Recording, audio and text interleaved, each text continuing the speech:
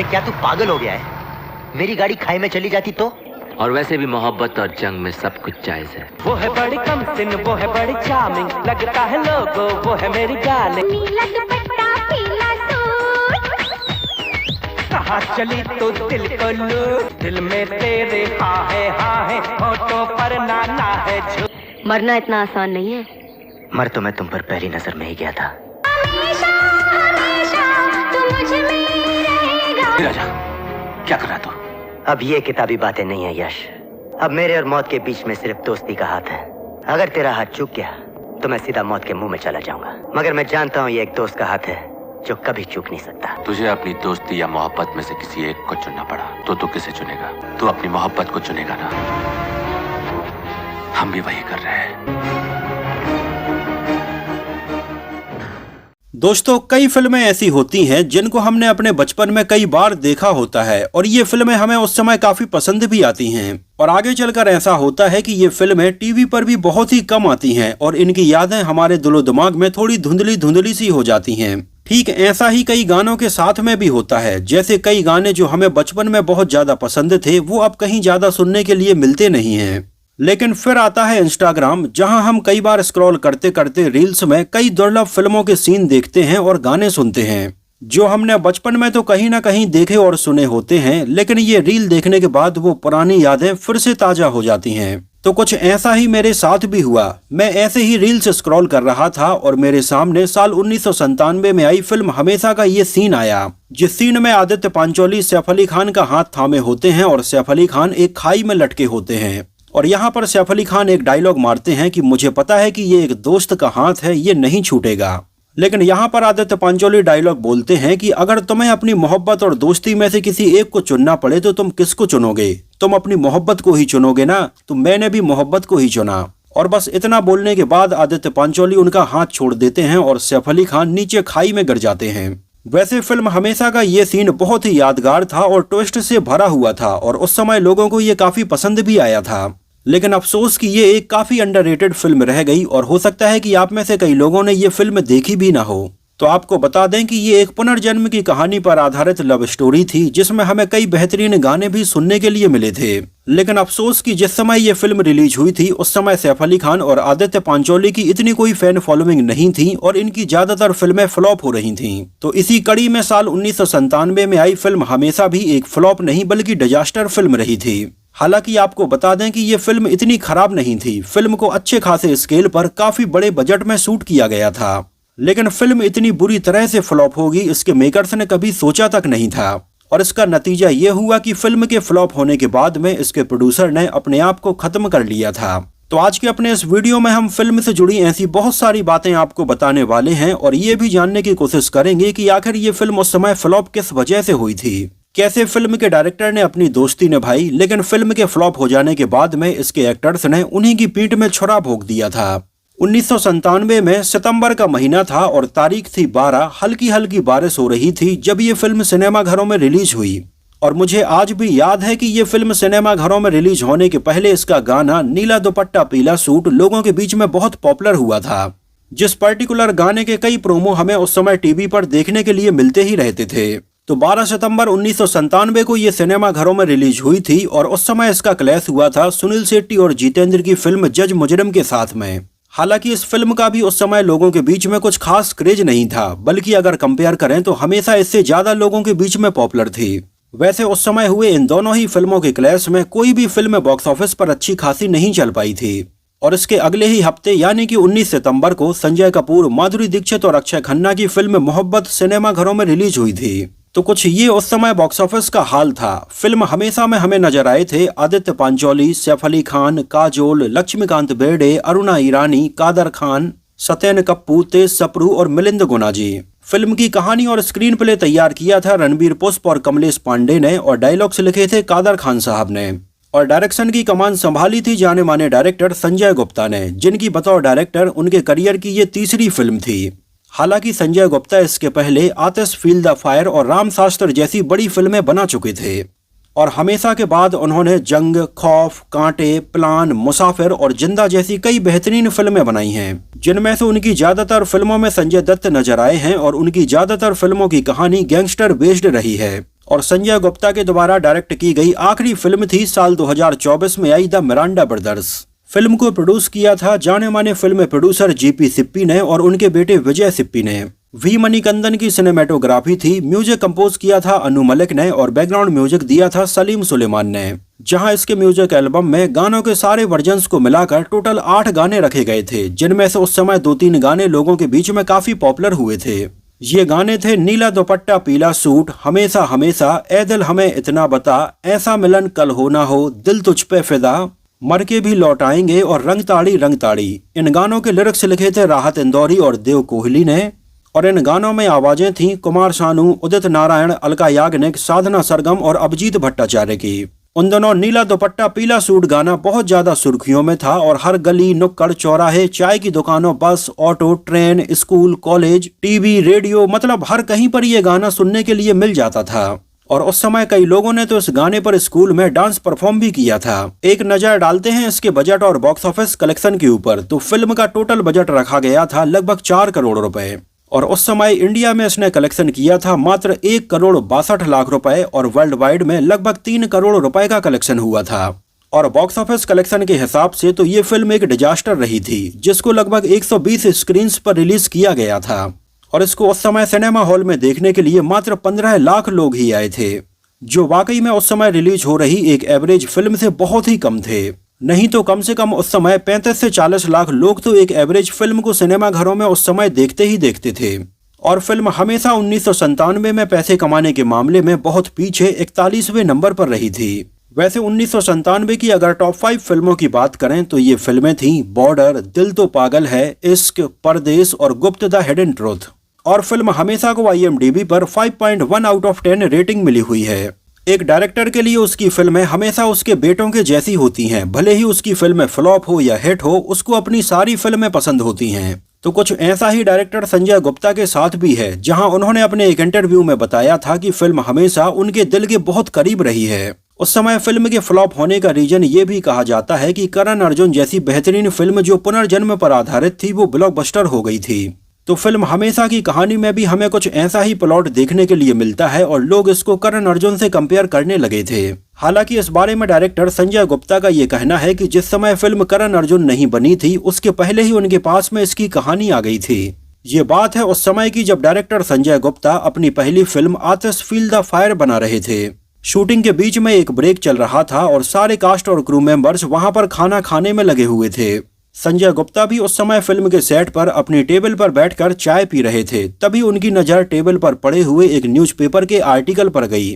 Time पत्रिका के newspaper में यह आर्टिकल छपा हुआ था जो कि 80 के दशक की कहानी थी और संजय गुप्ता ने इस न्यूज़पेपर को उठाया और इसको पढ़ना शुरू किया, जिसमें राजस्थान की एक बंजर भूमि में रहने वाली लड़की की कहानी थी जो कि एक भारतीय डांस उत्सव में पार्टिसिपेट करने के लिए पेरिस जाती है। वो वहां पर डांस परफॉर्म करती है और वहां पर अपने पिछले जन्म के प्रेमी को देखती है और वो उस लड़के से जाकर बात करती है तो पता चलता है कि लड़के का जन्म लंदन में हुआ था और ये उसका पुनर्जन्म था। हालांकि लड़की को अपने पुनर्जन्म के बारे में लगभग सारी चीजें याद आ गई थीं, लेकिन लड़के को उतना याद नहीं आ पा रहा था। लड़की के बताए अनुसार इन दोनों की एक दुखद दुर्घटना में मृत्यु हो गई थी और ये उनका पुनर्जन्म है और वो दोबारा से मिले हैं। उस समय न्यूज़पेपर के आर्टिकल में छपी हुई इस कहानी ने संजय गुप्ता को काफी एक्साइट किया और उन्हें लगा कि इस कहानी के ऊपर एक फिल्म बनानी चाहिए। हालांकि उस समय अनिल कपूर और श्रीदेवी की फिल्म लम्हे आ चुकी थी जो भी कुछ पुनर्जन्म की कहानी पर ही आधारित थी और बाद में उनके इस छोटे से आइडिया को रणबीर पुष्प ने फिल्म की पूरी कहानी और स्क्रीन प्ले में तब्दील किया। इस फिल्म में पैसा लगाने के लिए बतौर प्रोड्यूसर जीपी सिप्पी साहब आ गए, जो कि बॉलीवुड के एक जाने माने प्रोड्यूसर रहे हैं, जिन्होंने शोले, शान, सागर और राजू बन गया जेंटलमैन जैसी कई बेहतरीन फिल्मों को प्रोड्यूस किया है। हालांकि प्रोड्यूसर के तौर पर जीपी सिप्पी का नाम जरूर था, लेकिन प्रोडक्शन का पूरा काम देख रहे थे उनके बेटे विजय सिप्पी, जो फिल्म शोले के डायरेक्टर रमेश सिप्पी के भाई हैं। और फिल्म हमेशा के फ्लॉप हो जाने के बाद में उन्होंने अपने आप को खत्म कर लिया था। एक्चुअली विजय सिप्पी ने ही संजय गुप्ता की पिछली फिल्म आतिश फील द फायर को भी प्रोड्यूस किया था और ऐसा माना जाता है कि उस समय किसी और ने उनको खत्म किया था, उन्होंने अपने आप को खत्म नहीं किया, क्योंकि जिस हालत में उनका शरीर पाया गया था उसको लेकर पुलिस को कई डाउट थे, क्योंकि उनके शरीर पर कई घाव थे, उनके हाथ में चोट थी और ऐसा लग रहा था कि जैसे उनको किसी ने बांधकर रोड पर घसीटा हो। खैर, इस पूरे मामले की तहकीकात चलती रही, लेकिन आखिरी में कुछ भी साबित नहीं हो पाया कि आखिर ये किसने किया। फिल्म हमेशा जिस समय प्लान हो रही थी उस समय इसमें सैफ अली खान वाले रोल के लिए सबसे पहले संजय कपूर को अप्रोच किया गया था, जिनकी उस समय साल 1995 में पुनर्जन्म की कहानी पर आधारित उनकी डेब्यू फिल्म प्रेम रिलीज हुई थी। और पहले संजय गुप्ता संजय कपूर के साथ में जैकी श्रॉफ को आदित्य पांचोली वाले रोल के लिए साइन करना चाहते थे, लेकिन उस समय अपनी डेट्स की प्रॉब्लम के चलते जैकी श्रॉफ इसमें काम नहीं कर पाए। इसके बाद उन्होंने इस रोल के लिए आदित्य पांचोली को साइन किया, और जैसे ही संजय कपूर को ये पता चला कि इसमें आदित्य पांचोली काम कर रहे हैं तो उन्होंने इसमें काम करने से मना कर दिया। इसके पीछे का एक रीजन ये था कि जब सुभाष घई 1995 में आने वाली अपनी फिल्म त्रिमूर्ति बना रहे थे, उस समय उन्होंने अपनी इस फिल्म के लिए संजय दत्त, शाहरुख खान और जैकी श्रॉफ को साइन किया था, लेकिन संजय दत्त इसमें काम नहीं कर पा रहे थे। तो उस समय संजय दत्त की ये फिल्म छोड़ देने के बाद में उन्होंने कुछ समय आदित्य पांचोली के नाम के ऊपर भी विचार किया, लेकिन बाद में उन्हें ये एहसास हुआ कि आदित्य पांचोली की इतनी फैन फॉलोइंग नहीं है और वो इस रोल के साथ में न्याय नहीं कर पाएंगे। इस वजह से उन्होंने फिल्म त्रिमूर्ति में आदित्य पांचोली को हटाकर अनिल कपूर को साइन कर लिया था, और ये बात आदित्य पांचोली को गवारा नहीं गुजरी और उन्होंने ड्रिंक करके अनिल कपूर को गाली बकना शुरू कर दिया। यहाँ तक कि उस समय कई बार आदित्य पांचोली ने अनिल कपूर को धमकी भरे फोन कॉल भी किए। हालांकि पहले तो अनिल कपूर ने इसको इग्नोर किया कि चलो सब ठीक हो जाएगा, लेकिन आदित्य पांचोली कंट्रोल से बाहर हो रहे थे तो अनिल कपूर ने पुलिस में इसके खिलाफ कंप्लेन भी दर्ज करवाई थी। और जब इस पूरे मैटर के बीच में पुलिस आई तब जाकर इनका ये आपसी झगड़ा शांत हुआ था। उसी समय से आदित्य पांचोली और अनिल कपूर के परिवार के बीच में संबंध खराब हो गए थे। इसी वजह से फिल्म हमेशा के लिए जब संजय कपूर को अप्रोच किया गया और उन्हें पता चला कि इसमें आदित्य पांचोली काम कर रहे हैं तो संजय कपूर ने ये फिल्म छोड़ दी थी। हालांकि संजय गुप्ता आदित्य पांचोली के बहुत अच्छे दोस्त थे और उनके साथ में पिछली फिल्म आतिश फील द फायर में काम भी कर चुके थे, और वो इसमें किसी भी कीमत में आदित्य पांचोली को साइन करना चाहते थे। तो आदित्य पांचोली इसमें साइन हो गए और बाद में उन्होंने लीड एक्टर के तौर पर सैफ अली खान को साइन किया, जिनकी मार्केट वैल्यू उस समय कुछ खास नहीं चल रही थी और सैफ अली खान काफी कम फीस में इसमें काम करने के लिए तैयार हो गए थे। और इसमें उन्होंने सैफ अली खान के अपोजिट काजोल को साइन किया, जो इसके पहले उनके साथ में साल 1994 में आई फिल्म ये दिल लगी में काम कर चुकी थी। हालांकि इसमें काजोल की जोड़ी सैफ अली खान नहीं बल्कि अक्षय कुमार के साथ में थी। और इसके बाद इन दोनों ने एक बार फिर से साथ में साल 1996 में आई फिल्म बम्बई का बाबू में भी काम किया था, और इसमें भी काजोल की जोड़ी अतुल अग्निहोत्री के साथ में थी, सैफ अली खान के साथ में नहीं। तो फिल्म हमेशा इकलौती ऐसी फिल्म रही जिसमें सैफ अली खान और काजोल एक दूसरे के अपोजिट नजर आए। हालांकि जब ये फिल्म बनकर कंप्लीट हो गई और बॉक्स ऑफिस पर बुरी तरीके से फ्लॉप रही, तब उस समय संजय गुप्ता ने ये बताया कि उन्होंने सैफ अली खान को इसमें इस वजह से साइन किया था क्योंकि उनका करियर कुछ खास नहीं चल रहा था, और केवल अपनी दोस्ती के चलते उन्होंने सैफ अली खान और आदित्य पांचोली को इसमें साइन किया था। लेकिन उस समय इन दोनों की फिल्में बॉक्स ऑफिस पर ज्यादा नहीं चलती थीं और यही एक रीजन रहा कि हमेशा भी फ्लॉप रही। हालांकि कई सालों बाद अपने एक इंटरव्यू में सैफ अली खान ने फिल्म के बारे में जिक्र करते हुए बताया, जब एक जर्नलिस्ट ने उनसे पूछा कि उन्होंने संजय गुप्ता के साथ में फिल्म हमेशा की है तो उनके साथ में उनकी कैसी दोस्ती है, तो सैफ अली खान ने इसका जवाब दिया कि उनके साथ में उनकी कुछ खास दोस्ती नहीं है, ये दोस्ती बस फिल्म के दौरान थी।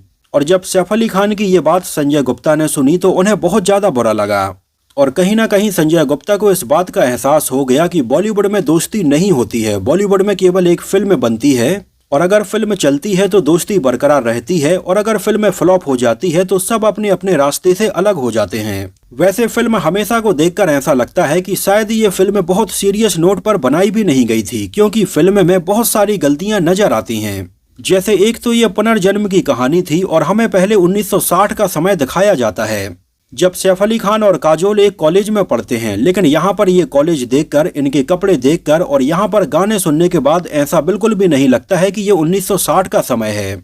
ये सारी की सारी चीजें बिल्कुल 90s के जैसी ही लगती हैं। और ठीक इसी समय कॉलेज में सैफ अली खान और काजोल के बीच में नीला दुपट्टा पीला सूट गाने को फिल्माया जाता है, और यहाँ इस गाने में सैफ अली खान और काजोल के कपड़े और इस गाने का म्यूजिक कहीं से भी 1960 का लगता ही नहीं है। और जब इनका पुनर्जन्म होता है तब उस समय भी इनकी चाहे हेयर स्टाइल हो या फिर इनके कपड़े पहनने का तरीका हो, वो बिल्कुल सेम टू सेम ही रहता है। तो शायद ये भी एक रीजन रहा कि लोगों को वो फील ही नहीं हुआ कि इनका पुनर्जन्म हुआ है। केवल इतना चेंज किया गया था कि फिल्म के फर्स्ट हाफ में सैफ अली खान हमें कॉन्टैक्ट लेंस पहने हुए नजर आते हैं और सेकंड हाफ में नॉर्मल थे। ये सारी चीजें इतनी जल्दी हो जाती हैं कि लोग इसको एक्सेप्ट नहीं कर पाए थे। जबकि पुनर्जन्म पर ही आधारित पिछली फिल्म करण अर्जुन से इसको कंपेयर करेंगे तो करण अर्जुन में इन सारी चीजों को बहुत अच्छे से मैनेज किया गया था। फिल्म हमेशा के कई सीन में और भी गलतियां नजर आती हैं, जहां एक सीन में सैफ अली खान कादर खान से पहले चाचू बोलते हैं। अरे बड़े बड़े गवैयों ने मेरी तारीफ की है चाचू, मुझे क्या मालूम था कि लेकिन एक सीन में जब सैफ अली खान मुंबई जाने लगते हैं तो ट्रेन की पटरियों के बीचों बीच खड़े होकर सैफ अली खान इस बार कादर खान को बापू बोलते हैं। मेरा दिल क्यों टूट रहा था बाबा। तो कुछ इस तरह की छोटी छोटी गलतियां और कंटिन्यूटी मिस्टेक हमें पूरी फिल्म के दौरान देखने के लिए मिलती रहती है। जैसे फिल्म का एक सीन था जब काजोल सैफ अली खान से मिलने के लिए अपने घर से बाहर निकलती हैं और तेज तूफान आ जाता है और बारिश होने लगती है, जिससे काजोल यहाँ पर भीग जाती हैं और वो आदित्य पांचोली की गाड़ी में बैठकर वहां तक पहुंचती हैं। लेकिन बारिश यहाँ पर अचानक से रुक जाती है। लेकिन काजोल जब यहाँ कार से बाहर निकलती हैं तो उनके कपड़े भी गीले नहीं होते हैं और उनके बाल भी सूखे होते हैं। इसके अलावा फिल्म के स्टार्टिंग के एक सीन में जब सैफ अली खान और आदित्य पांचोली बात कर रहे होते हैं तो यहाँ पर पर्टिकुलर इस सीन में सैफ अली खान के बाल बहुत ज्यादा उड़ रहे होते हैं, उनके कपड़े भी उड़ रहे होते हैं। लेकिन यहीं पर उनके सामने बैठे हुए आदित्य पांचोली के ना तो कपड़े उड़ रहे होते हैं और उनके बाल भी बिल्कुल स्ट्रेट रहते हैं। हालांकि ये गलतियां बहुत ही मामूली थीं, लेकिन कहीं ना कहीं ये लोगों के दिलो दिमाग पर असर डालती हैं, जिससे उन्हें कंटिन्यूटी फील होती ही नहीं है। जैसे फिल्म के क्लाइमैक्स में एक सीन था जब सैफ अली खान जंप करके आदित्य पांचोली की कार के ऊपर कूदते हैं, तो यहाँ पर एक सेकंड के लिए हमें सैफ अली खान का बॉडी डबल भी नजर आ जाता है, जहाँ उसका चेहरा आप साफ साफ देख भी सकते हैं। तो पूरी फिल्म में ऐसी कई माइनर मिस्टेक्स हैं जो अगर मैं गिनवाने बैठूं तो एक वीडियो अलग से बन जाएगा। खैर इनको हम इग्नोर करते हैं, लेकिन कहीं ना कहीं ये सारी बातें भी रहीं जिससे ये फिल्म लोगों के ऊपर इतना इम्पैक्ट डाल ही नहीं पाई। पूरी फिल्म में हमें बैकग्राउंड म्यूजिक के तौर पर एक स्लो म्यूजिक सुनाई देता है जो कि वेव्स ऑफ डैन्यूब था, और इस बैकग्राउंड म्यूजिक को जाने माने डायरेक्टर राज कपूर ने और म्यूजिक कंपोजर शंकर जयकिशन ने अपनी कई फिल्मों में बैकग्राउंड म्यूजिक के तौर पर यूज किया है। तो वहीं नीला दुपट्टा पीला सूट गाने के स्टार्टिंग का पूरा म्यूजिक माइकल जैक्सन के एक गाने they don't really care about us से डायरेक्टली कॉपी किया गया है। हालांकि इसके बावजूद भी सैफ अली खान और काजोल की जोड़ी को लोगों ने काफी पसंद किया और फिल्म में जो लोकेशंस देखने के लिए मिली उसको भी लोगों ने काफी पसंद किया। जैसे आपको बता दें कि फिल्म के ज्यादातर सीन फिल्म सिटी, महबूब स्टूडियो, कमलस्तान स्टूडियो, इसके अलावा जो बड़े बड़े बंगले इसमें हमें देखने के लिए मिलते हैं वो सचान बंगलो और खोजा बंगलो हैं। इसके अलावा इसमें आदित्य पांचोली की जो बड़ी सी हवेली हमें देखने के लिए मिलती है वो जोधपुर का उम्मेद भवन पैलेस है, जो वाकई में बहुत ही खूबसूरत है और इसको बहुत ही खूबसूरती के साथ में फिल्म में दिखाया गया है।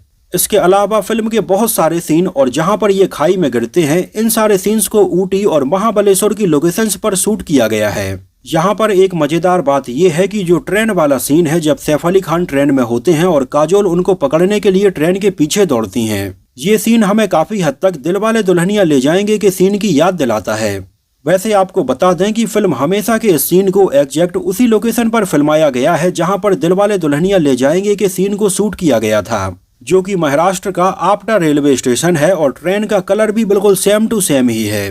हालांकि फिल्म हमेशा में इस रेलवे स्टेशन का नाम बदलकर इस सीन में सोनपुर रखा गया था, लेकिन रियल में ये आपटा रेलवे स्टेशन है जहां पर दिलवाले दुल्हनिया ले जाएंगे के ट्रेन वाले सीन को भी शूट किया गया था। वैसे फिल्म हमेशा से जुड़े कई लोग आज हमारे बीच मौजूद नहीं है, जैसे फिल्म के प्रोड्यूसर जीपी सिप्पी, उनके बेटे विजय सिप्पी, इसमें नजर आने वाले कॉमेडियन एक्टर लक्ष्मीकांत बेर्डे, कादर खान साहब, नीला दुपट्टा पीला सूट गाने को कोरियोग्राफ करने वाली कोरियोग्राफर सरोज खान और लिरिसिस्ट देव कोहली आज हमारे बीच मौजूद नहीं हैं। वैसे अगर मैं सच बताऊं तो जब हमेशा को मैंने बचपन में देखा था उस समय तो मुझे ये फिल्म काफी अच्छी लगी थी, लेकिन जब इस वीडियो को बनाने के लिए मैंने इसको दोबारा से देखा तो इस बार मुझे ये फिल्म कुछ खास पसंद नहीं आई और फिल्म में काफी सारी टेक्निकल कमियां भी नजर आईं। वैसे आप लोगों को ये फिल्म कैसी लगी थी, इसके गाने आपको कैसे लगे थे, हमें कमेंट सेक्शन में जरूर बताना।